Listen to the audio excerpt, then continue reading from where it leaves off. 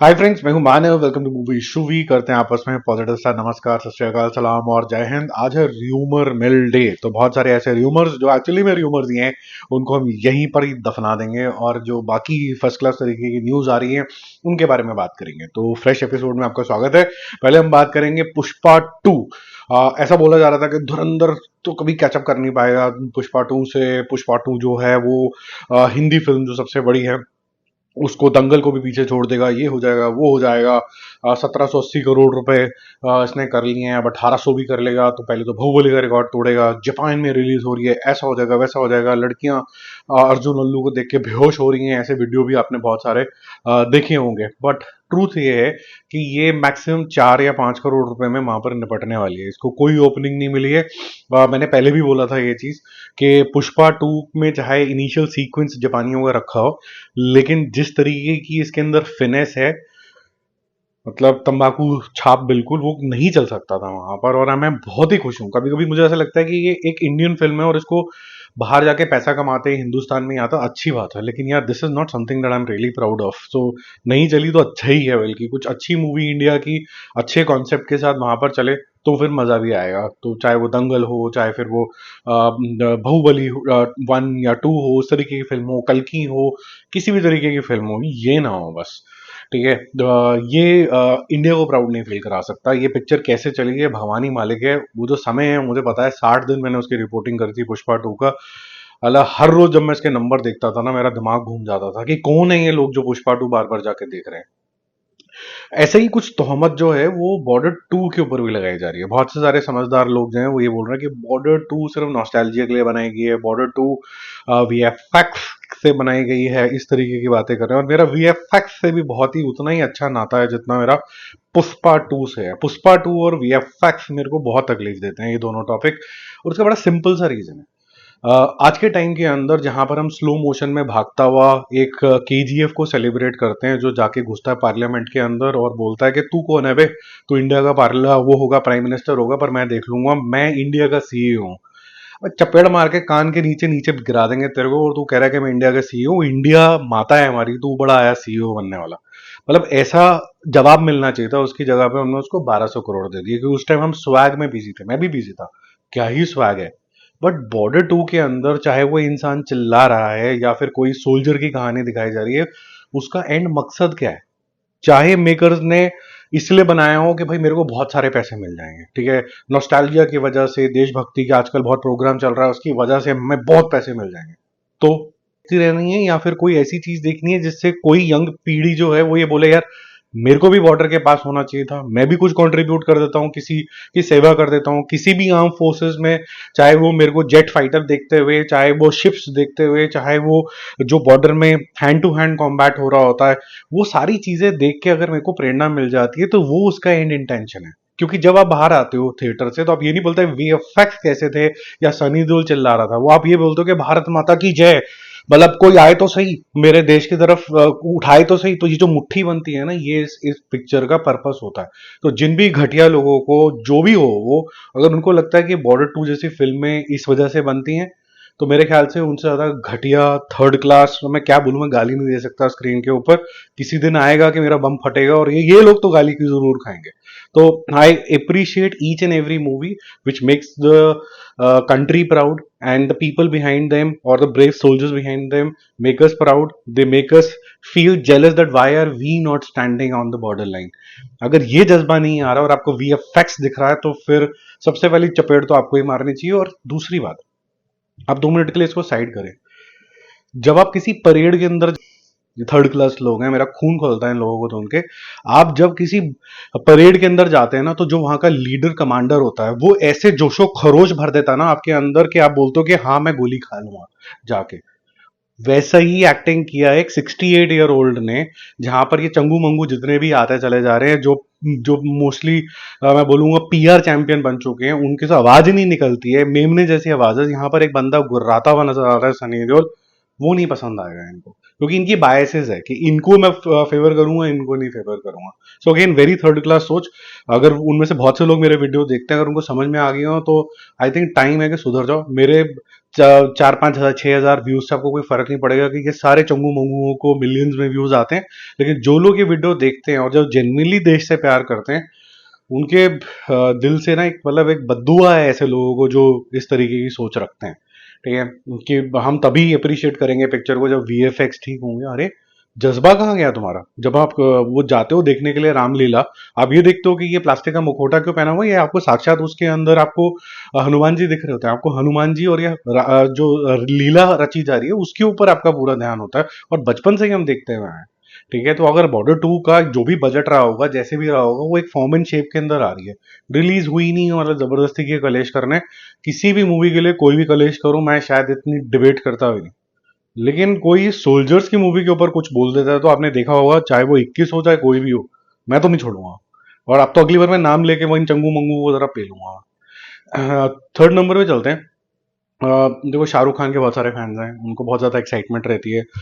एक अनाउंसमेंट भी आने वाली है बहुत जल्दी कि भाई ये कब रिलीज होने वाली है। वो सितंबर का डेट इसलिए लग रहा था क्योंकि सितंबर में जब 2023 बहुत अच्छा साल रहा था शाहरुख खान का, तो लगा था कि भाई ये वो मंथ होगा जहाँ एक ब्लॉकबस्टर और वो दे देंगे। बट इसकी डेट मोस्ट प्रॉब्ली जो अनाउंस होने वाली है वो क्रिसमस की होगी मोस्ट प्रॉब्ली। और ये सिद्धार्थ आनंद ने भी अपना कुछ डेट करके थोड़ा सा टीज किया आप लोगों को, तो क्रिसमस के आसपास उसकी डेट होनी चाहिए, ऐसा इंडस्ट्री के अंदर थोड़ी बज है। जितने भी लोगों से दो चार मैं लोगों से मैं बात करता हूँ तो मुझे भी यही बताया गया है कि ये सितंबर नहीं है, मोस्ट प्रॉब्ली क्रिसमस होगी, बिकॉज इसके अंदर शूट खत्म होने को हो रहा है, फिर वीएफएक्स का काम शुरू होगा प्रैक्टिकली।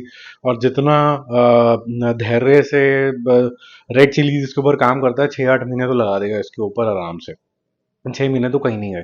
तो अगर वो 6 महीने लग गए, और टिपिकली ये कहने की बात नहीं है, ये सबको अंडरस्टूड है, शाहरुख खान से सब लोग प्यार करते हैं, लेकिन वो फ्रेम बाय फ्रेम उनकी झुर्रियां हटाई जाती हैं, फ्रेम बाय फ्रेम। ठीक है, जहां पर बहुत ज्यादा प्यार भी है वो सच्चाई भी यही है। ठीक है, वही बात नहीं, हमें तो फाइनली आउटपुट अच्छा देखना है, तो वो टाइम लगता है इन सब चीजों के लिए। ठीक है, और आई एम श्योर हर एक बंदा बहुत ज्यादा इंजॉय करेगा इस पिक्चर को। लेकिन जब आएगी तब आएगी, अभी मेरे ख्याल से ये दिसंबर से पहले तो नहीं आ रही है। जब आएगी तो छप्पड़ फाड़ के इसकी ओपनिंग भी होगी और कलेक्शन भी होगी होपफुली, क्योंकि सिद्धार्थ आनंद पे तो सबको भरोसा है। फोर्थ नंबर पे चलते हैं। ये पिक्चर पे भी सबको भरोसा कहीं ना कहीं जागा हुआ है। जो लास्ट होप है प्रभास की किसी भी पिक्चर को लेके, वो शायद मैं बोलूंगा क्योंकि मेरे को फौजियों से बहुत प्यार है, तो शायद फौजी थोड़ी बहुत, मैंने लास्ट में भी पहले बोला था, क्योंकि इसके अंदर स्पिरिट बहुत अच्छी जागती है। और स्पिरिट 5 मार्च 2027 को अनाउंस हो चुकी है। अच्छा डेट है क्योंकि 5 को रिलीज होगी, फिर 7 को ईद है। ईद के लिए सेलिब्रेटरी मूड होता है, लोग फैमिलीज के साथ जाते हैं, लंबी छुट्टी होती है। फिर 18 को होली है। अगर ये चल गई तो फिर 5 और 18 के बीच के अंदर सिर्फ 2 हफ्ते का गैप होगा। और आपने देखा कि कोई भी पिक्चर अगर ढंग से चल जाती है, एक्सेप्टेबल हो जाती है, तो 1 महीना तो अच्छा रन रहता है। और गुड फ्राइडे भी है फिर 22 तारीख को, तो वो थर्ड वीक में एंटर करते करते वो 22 का एक लॉन्ग वीकेंड मिल जाएगा, तो अच्छा रन मिलेगा इसको। बट यही सारे डेट्स बाकी मूवीज भी आए कर रही होंगी। अभी 2027 की बहुत ज्यादा अनाउंसमेंट आई नहीं है, तो इसको टक्कर मेरे को नहीं लगता कि 18 तक मिलेगी। होली ऑनवर्ड्स जो है कोई ना कोई टक्कर इसको मिलने शुरू हो जाएगी। वहां पर अगर हम फिफ्थ नंबर पे देखें कि जो मेरा कॉन्वर्सेशन पॉइंट था आज का, वो था ए आर रहमान की कंट्रोवर्सी, जिन्होंने मेरे ख्याल से चाहे जो भी बोला हो, लेकिन वो किसी के गले से तो उतरा नहीं कि भाई जो छावा मूवी थी वो कहीं ना कहीं बांटने वाली मूवी थी। It was divisive in a sense that कि हिंदू मुसलमान अलग अलग करने की कोशिश करती है पिक्चर। फिर कंगना रनौत ने भी उसको बोला कि भाई तुम्हारा दिमाग खराब हो चुका है, और तुम वैसे भी मेरी पिक्चर को भी जब मैं रानी झांसी बना रही थी, जो भी बना रही थी मैं, उसको भी तुमने मेरे को प्रोपागंडा समझ के मेरे से मिला नहीं था। फिर उसके बाद इनका वीडियो आया है रहमान का कि भाई मैं तो वो इंसान हूँ जिसने माँ तुझे सलाम जैसे गाने बनाए हैं, and I take pride in whatever I do for the nation via music. तो उसने एक वीडियो निकाला जो कि मैं कहता हूँ बड़ी समझदारी वाला काम है, क्योंकि आजकल जो कलेश होते हैं ना, अगर एड्रेस ना करो तो बहुत बड़े हो जाते हैं। तो ए आर रहमान ने फटाफट से कलेश एड्रेस करा, 2 ही दिन के अंदर उन्होंने रिप्लाई कर दिया, और उसका नतीजा ये हुआ कि कंगना रनौत भी बीजेपी, और जो परेश रावल हैं वो भी बीजेपी, और बीजेपी के एक बंदे ने इसका क्लोजर भी दे दिया। कंगना ने ओपन किया और परेश रावल साहब ने बोल दिया कि वी लव यू मैन, इस तरीके का कुछ कमेंट आया, उसका वी लव यू सर करके कुछ आया, तो ये मैटर जो है वो क्लोज हो गया। बट इसकी अगर मैं विशेष टिप्पणी करूं, तो जब कभी भी आप कभी एक स्टेज के ऊपर बैठे हुए होते हो और आपसे इंटरव्यू किया जाता है और पॉडकास्ट के अंदर हमेशा कुछ ना कुछ गलत निकल ही रहा है। आपने देखा एक प्लेटफॉर्म हो गया है कि पॉडकास्ट मतलब सेंसेशनलाइज करना। तो जहां उन्होंने बोला कि भाई इंडस्ट्री डिवाइड हो रही है और यहाँ पर कम्युनलिज्म ज्यादा हो रहा है, शायद हो रहा होगा, पहले भी था। तो पहले ये बात भी सच है कि मुस्लिम इन्फ्लुएंस था ज्यादा, और बहुत सारे ऐसे आर्टिस्ट थे जो मुस्लिम राइटिंग को ज्यादा प्रभावित करते थे, नोइंगली अननोइंगली। ऐसा कुछ नहीं कि एजेंडा कुछ चल रहा था। और अब शायद वाइसे वर्षा हो रहा हो कि समा कुछ हो रहा हो गया है। तो ये तो मतलब टाइम का खेल है। इसके अंदर आप वॉइस कर रहे हो, ओके, नो प्रॉब्लम, आपने वॉइस कर दिया। बट जब आप ये बोलते हो कि पिक्चर जो है वो डिवाइसिव है, वो प्रॉब्लमैटिक है। ये आपके पर्सनल ओपिनियन है, और पर्सनल ओपिनियन को अगर आप फैब्रिकेट करके उसका ट्रू मीनिंग नहीं बताते हो कि आपने ये क्यों बोला, तो फिर उसके तो फिर आपको फिर बैक स्लैश मिलेगा ही मिलेगा। तो मेरे ख्याल से जो ए आर रहमान को बैक स्लैश मिला, वो मेरे ख्याल से ठीक मिला। और छावा एक किस्म का इंडिया का प्राइड हो चुका है वो। और छत्रपति संभाजी महाराज की जो वो पिक्चर है, आपके रोंगटे खड़े कर देती है। और फिर उनको पर बहुत सारा क्रिटिसिज्म भी मिला कि आपने ये मुस्लिम इन्फ्लुएंस वाला बैकग्राउंड क्यों डाल दिया। फिर वो मेडॉक तक भी बात गई कि आपने अलाउ क्यों कर दिया। ये फिर गंद घुलना शुरू हो गया, ये उसी पिक्चर के लिए जिसने 800 करोड़ रुपए कमा दिए। तो जो सक्सेस थी, सेलिब्रेशन थी, वो डाउन द ड्रेन चली गई, क्योंकि ये जबान पे कंट्रोल नहीं था। तो ये अनफॉर्चुनेट है, बट यही सच्चाई है कि मनों में जो खटास है रिलीजन को लेके, वो बहुत ज्यादा बढ़ती चली जा रही है। किसी का भी खून नहीं खोलता कि ये बातें करे कि इंडिया में यूनिटी कैसे रह सकती है, कैसे सारे सिटीजन हैं जो हैप्पी रह सकते हैं। किसी को नहीं पड़ी। आज की डेट में सब अपना अपना घर बचा रहे हैं। इनफैक्ट वर्ल्ड वाइड सिनेरियो भी यही हो गया कि सब अपना अपना घर बचा रहे हैं। कौन किसको कॉलोनाइज कर रहा है। अब तो कॉलोनाइजेशन एक ओल्ड प्रिमिटिव वर्ड लगता था, अब तो कॉलोनाइजेशन भी होनी शुरू होगी, और बड़ी कंट्रीज लाइक यूएस जैसी कंट्री कर रही है। तो थोड़ा सा डिसअपॉइंटिंग है, लेकिन हार्ट फैक्ट तो यही हो रहा है कि इतने लोग हो गए हैं धरती के ऊपर, सबकी अपनी अपनी मान्यता हो गई, अपना अपना सोचना हो गया। भाड़ में जाए, मतलब बस जो मेरे को समझ में आ रहा है मैं कर दूंगा। आप और मैं बहुत कीड़े मकोड़े टाइप के लोग हैं, हमें कोई नहीं पूछता भाई। कोई नहीं सोच रहा हमारी। और खुद सोचो कि सुबह ये लोग व्हाइट कुर्ता पजामा पहन के इसलिए निकले कि आप और मेरी सेवा करेंगे, इसलिए लड़ रहे हैं। प्रैक्टिकली स्पीकिंग ये इसलिए लड़ रहे हैं सारे लोग, इतने ज्यादा उत्तेजित हो गए, करोड़ों रुपए इनके बैंक बैलेंस में, ये सिर्फ इसलिए लड़ते हैं कि आप और मेरी सेवा कर पाए। और हमें ऑफिस पहुंचने के लिए सुबह 2 घंटे और शाम को 4 घंटे लगते हैं, ये हमारी सेवा हो रही है। टूटे हुए गड्ढे और सुप्रीम तरीके से करीबन 60% अलग अलग फॉर्म एंड शेप में हम टैक्स देते हैं, ये हमारी हालत हो चुकी है। एनीवेज आगे चलते हैं, क्योंकि ये पॉलिटिकल चैनल नहीं है, बट ये सारी बातें एक दूसरे से जुड़ी हुई होती हैं, इसलिए मैं बोलता हूँ। जिनको नहीं स्वाद आता, वो are most welcome to leave the channel. People who really enjoy, I call them movie Shovians, and I think they love me. अभी अभय वर्मा और जानकी बॉडीवाला दोनों ही कोई बहुत बड़े स्टार्स नहीं है, लेकिन दोनों ने बड़ी बड़ी पिक्चरें डिलीवर करी हैं। ये सोल स्वैपिंग फैंटेसी मूवी के अंदर आ रहा है। अब मैडॉक इसको कर रहा है, मैं क्यों कवर कर रहा हूँ, इतनी बड़ी क्या बात हो गई इसके अंदर। मैं ये सोच रहा हूँ कि जहां पर वाईआरएफ हो गया या फिर अलग अलग प्रोडक्शन हाउस हो गया उनका, या करण जौहर का प्रोडक्शन हाउस हो गया, धर्मा प्रोडक्शन, ये सारे लोग बड़ी बड़ी पिक्चरें बनाते हैं, ठीक है। और बड़ी बड़ी पिक्चरों में आजकल क्या हो गया है कि कहीं ना कहीं आप फिर फ्लॉज भी ढूंढने लग जाते हो कि यार बड़ी पिक्चर, मेरी बड़ी एक्सपेक्टेशन है, एमआई नहीं बनाई जब तक, मतलब मिशन इम्पॉसिबल नहीं बनाई तो फिर मैं रो दूंगा। वहां पर मेडॉक चीजों को सिंपल रख रहा है। वही बोल रहा है कि मुझे यार ये 100 करोड़ के बजट भी नहीं रखने हैं, मुझे कहानी पे फोकस करना है, फोल्कलोर पे फोकस करना है। ये जो सोल स्वैपिंग और उसमें फैंटेसी का तड़का लगा के कुछ नई चीज प्रेजेंट करने वाले हैं। बजट को कंट्रोल करने के लिए वो स्टार्स जो थोड़े से नोन हो गए उनको लेके ये पिक्चर बना रहे हैं, जिसका चांस ऑफ प्रोबेबिलिटी जो होता है कि एक्सेप्टेबिलिटी और चलना ज्यादा हो जाता है।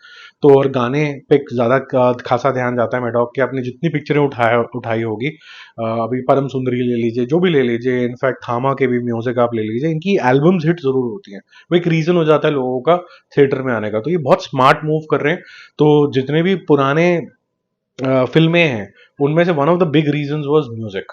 और जितने भी ऐसे स्टार्स हैं जो फेड हो रहे हैं, फॉर एग्जाम्पल अगर आप अक्षय कुमार की बात करें कि भाई वो क्या चीज थी जो मिसिंग थी, अरे वो शाहरुख खान में वो चीज क्या थी जो मिसिंग थी। या आप बोले कि यार वो जो सलमान खान में क्या बात थी, कि वो क्या चीज मिसिंग है। उसमें सबसे इंपॉर्टेंट चीज है कि इनको बार बार देखने का रीजन क्या है। पिक्चर नहीं है, पिक्चर 1 महीने बाद पुरानी हो जाती है। जो 10-10 साल चलता रहता है वो होते हैं गाने। आप दबंग दबंग वाले गाने अभी भी सुनते रहेंगे जो 10 साल पुराने 15 साल पुराने हो गए हैं।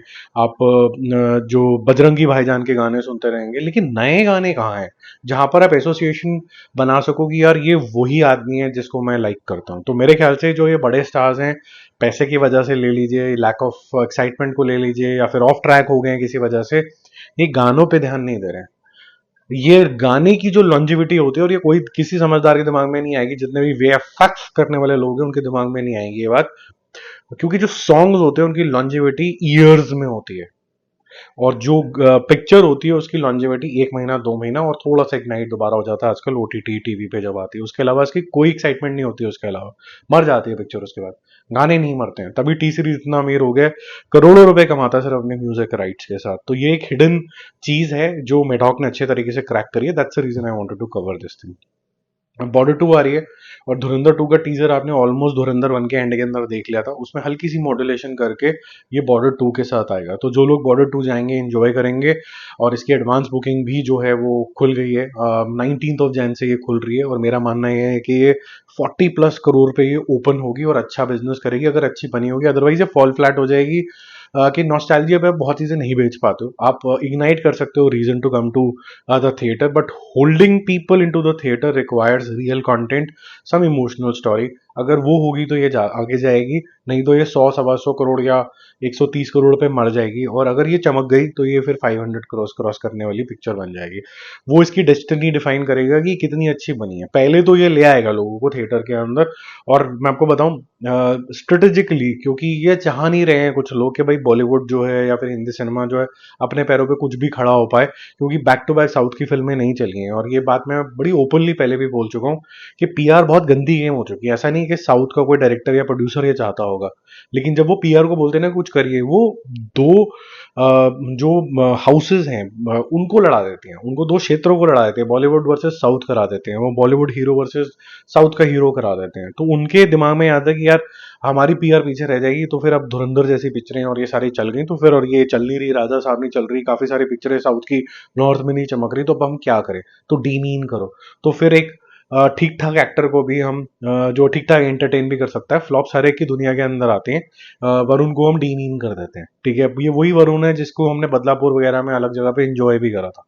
और फीडबैक का देखने का तरीका या तो फिर थर्ड क्लास हो सकता है, जैसे ट्रोलिंग कर लो या फिर हंसी का मजाक उड़ा लो या जो भी कर लो, या फिर ये बोल सकते हैं कि यार we believe in you but just deliver well. जैसे कि बॉबी देओल के साथ भी इन्होंने यही किया था कि भाई तेरे को डीजे बॉबी बुला देंगे वर्सेस लॉर्ड बॉबी। भाई साहब आपके अंदर दम है, आप करते क्यों नहीं, या तो हम आपकी पिक्चर देखने नहीं जाएंगे। Why can't silence be a great feedback? Why trolling is only the way of giving feedback? And I don't know, जब आप सड़क के ऊपर चलते हो, आप किसी को गाली दे दो, तो या तो उसे चपेड़ मारता है या फिर आपको पुलिस के पास लेके चला जाता है कि भाई ये मेरे को गाली दे रहा है। पुलिस वाला कुछ तो करेगा, डंडा मार के कुछ तो बताएगा कि भाई आगे से ना करियो। Why there is so much of freedom on social media? मतलब क्यों? मतलब सोशल मीडिया मतलब आप किसी को भी गाली देके निकल जाओ और आपका कोई इसके पीछे कोई अकाउंटेबिलिटी नहीं है। बड़ा अजीब बात है ये, मतलब ये बात सोचने में समझने वाली है कि social media is for expression, you express freely freely, but आप अपनी तमीज कैसे भूल जाओगे? ये कैसे हो जाएगा? कुछ भी बोलो, आप बोलो कि आपसे नहीं एक्टिंग हुई, यार तू नकारा है, तेरे से नहीं हो पा रहा, you use strong words, but how can you abuse? अजीब ही बात है। एनीवेज, आगे चलते हैं। डॉन 3 के अंदर शाहरुख खान आ रहे हैं और अटली डायरेक्ट कर रहे हैं। मैं पहले ही बता देता हूँ, ये बहुत ही वाहियात सी न्यूज़ है, डोंट बिलीव इट, ये नहीं होने वाला है। ठीक है, इसको कट शॉर्ट ही रखते हैं। ये बस एक र्यूमर है, क्योंकि बहुत सारे लोग शाहरुख खान को इन डॉन देखने वाले हैं। मैं भी चाहता था कि डॉन, अगर डॉन को डॉन 3 बोल रहे हो और मेन स्टार ही नहीं है, तो डॉन 3 कैसे हो गई वो? फिर तो डॉन रीबूट हो गई ना, जैसे डॉन के बाद डॉन दोबारा आई, मतलब वो रीबूट था ना। जब अमिताभ बच्चन का फ्रेंचाइज जो है वो कैरी फॉरवर्ड करा शाहरुख खान ने। अब अगर आप उसको किसी और के साथ बना रहे हो तो दोबारा डॉन शुरू होगी ना, डॉन 1 2 3 दोबारा शुरू होगी, ये दोनों डॉन 3 हो गई वो, तो डजेंट मेक सेंस। तो वो फेक ही न्यूज है, इसको आप इग्नोर करें। कार्तिक आर्यन बहुत स्ट्रांग है, मैंने आपको बताया, पीआर शेयर अच्छा कर लेता है। एक पिक्चर भी आई थी उसकी, पीआर चैंपियन करके कुछ आई थी ना, क्या नाम था, नहीं चद्दू चैंपियन टाइप की पिक्चर आई थी उसकी। उसने 15 लाख करोड़ रुपए की फीस जो है वापस कर दी। अब ये प्रैक्टिकली स्पीकिंग, ये सिर्फ न्यूज़ जो है वो फैलाई गई है, ये कोई न्यूज़ प्रैक्टिकली नहीं है। और कोई भी जो हीरो है वो ऐसे फीस तब लौटाता है जब आपके स्टेक्स होते हैं पिक्चर के अंदर, विच मीन्स प्रॉफिटेबिलिटी के अंदर होते हैं। जो पेमेंट शेड्यूल होता है वो प्रमोशंस तक खत्म हो जाता है, और प्रमोशंस आते आते जो भी आप उनको डेज अलॉट करते हो आपको पैसे पूरे मिल जाते हैं। उसके बाद 15 करोड़ का दोबारा चेक कोई नहीं काटता। पहले तो ये 15 करोड़ आउट ऑफ 50 करोड़, ये भी रॉन्ग फिगर है, क्योंकि इन्होंने जो फीस चार्ज करी थी वो 45 करोड़ करी थी। और रिटर्न करने की तो बात वैसे भी इलॉजिकल है, क्योंकि अगर आपके पास 2-3 पिक्चरें धर्मा प्रोडक्शन के साथ आने वाली है, नागजिला वगैरह, तो वहां एडजस्ट हो जाती भाई, वापस ही कराया जाके, पैसे निकाले और जाके रिटर्न करके आया। ये बहुत ही अजीब तरीके की पीआर शुरू हो गई है, मतलब क्या ही बोलूंगा, अब उसको यहीं छोड़ते हैं। रामनवमी आ रही है, सब लोग थोड़ा भक्ति के जोन के अंदर होंगे। 26 मार्च को है। उस दिन 2 पिक्चरों का अनाउंसमेंट आएगा बैक टू बैक।